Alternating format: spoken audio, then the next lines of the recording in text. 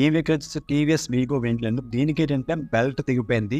So మన belt అనేది మనకి ఎక్కడ ఉంటుందంటే క్లచ్ కవర్లో ఉంటుంది కదా. సో క్లచ్ కవర్ ఓపెన్ చేయవలసి ఉంటుంది. దానికి అది 8mm బోల్ట్స్ ఉంటాయి. 8mm బిట్తో మొత్తం అన్ని బోల్ట్స్ కూడా ఓపెన్ చేసేయండి.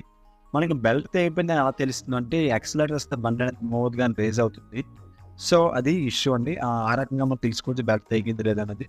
మొత్తం అన్ని బోల్ట్ ఓపెన్ చేసి మొత్తం చూసారు కదా. బెల్ట్ అయితే కంప్లీట్గా పీస్ అయిపోయింది. బాంబు खत्म, bye bye, tata, good bye, गया.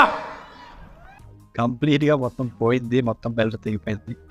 సో ఇప్పుడు మనం ఏంటంటే మొత్తం ఆ పాత బెల్ట్ మొత్తం తీసేసి మొత్తం మొగ్గలన్నీ కూడా బయటకు తీసేయాలి. మొత్తం పీచ్ అయిపోయింది కదా. సో మొత్తం తీసేసి కొత్త బెల్ట్ వేయాలి. కొత్త బెల్ట్ వేయాలంటే ముందు క్లచ్ రోలర్స్ దగ్గర అయితే మనం ఖచ్చితంగా ఓపెన్ చేయవలసి ఉంటుంది. దానికైతే 32 సైజ్ పెట్టేది యూస్ చేయండి. దీనికి రివర్స్ థ్రెడ్ అని ఉంటుంది. మామూలు థ్రెడ్ కాదు, రివర్స్ థ్రెడ్ కానీ ఓపెన్ చేయాలి. అండ్ మామూలుగా యాక్చువల్గా మనకి బిగిస్తే అనేది clock wise anti clock wise ఉంటుంది. సో అలా దీనికి రివర్స్ అయితే ఓపెన్ చేస్తే మనకి బోల్ట్ అయితే ఖచ్చితంగా ఓపెన్ అవుతుంది. చూసారు కదా, నేను ఇప్పుతున్నాను. అంటే మామూలు బోల్ట్ వేగిస్తే యాక్టివ్ వర్క్స్ కంపేర్ చేసుకుంటే రివర్స్ ఉంటుంది. సో దానికి మొత్తం దగ్గర ఒకసారి అంటే యాంటీ క్లాక్ వైజ్ అని చెప్పేసి మొత్తం బోల్ట్ తీసేసి ఒక రోలర్ ఉంటుంది, అలా ఒక వాచర్ కూడా ఉంటుంది. వాచ్తో మొత్తం ఒక ప్లేన్ మొత్తం బయట తీసేయండి. చూసారు కదా, మొత్తం బెల్ట్ అయితే మొత్తం అక్కడ చుట్టుకుపోయింది. ఓకే, ఇప్పుడు మనం ఏంటంటే కొత్త బెల్ట్ తెలియాలి. దానికన్నా రోలర్స్ కూడా ఓపెన్ చేశాం కాబట్టి రోలర్స్ కూడా క్లీన్ చేసేద్దాం. దీనికి ఏంటంటే రోలర్స్ లైట్గా స్టెప్ వచ్చాయి, కానీ కస్టమర్ అయితే మనకి యాజ్ ఇట్ ఈస్గా అలా వేసేవన్నారో కొంచెం మనీ ఇష్యూ అని చెప్పేసి. సో వాళ్ళ సాటిస్ఫాక్షన్ మనకి ఇంకేం కదా అని చెప్పేసి నేను యాజ్ ఇట్ ఈస్గా మళ్ళీ క్లీన్ చేసి కిటీసీ పెట్టి అప్లై చేస్తాను.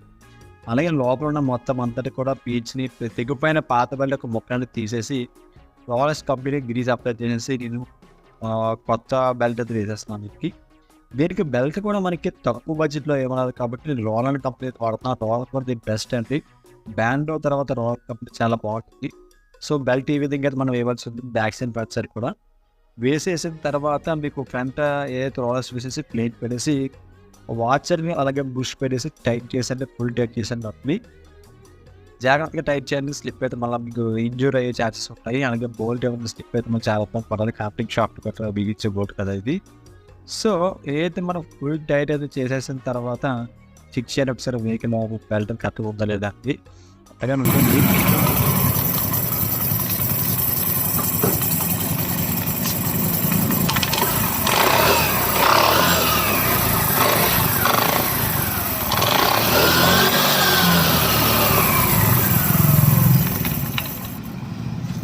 ఓకే, చూసారు కదా, బెల్ట్ కంప్లీట్ సక్సెస్ఫుల్గా బిగిన్ పెట్టింది. సో మరి ఇంక నేను వీడియోస్ కోసం మన ఛానల్ వెంటనే సబ్స్క్రైబ్ చేసుకోండి గైస్, మర్చిపోవద్దు.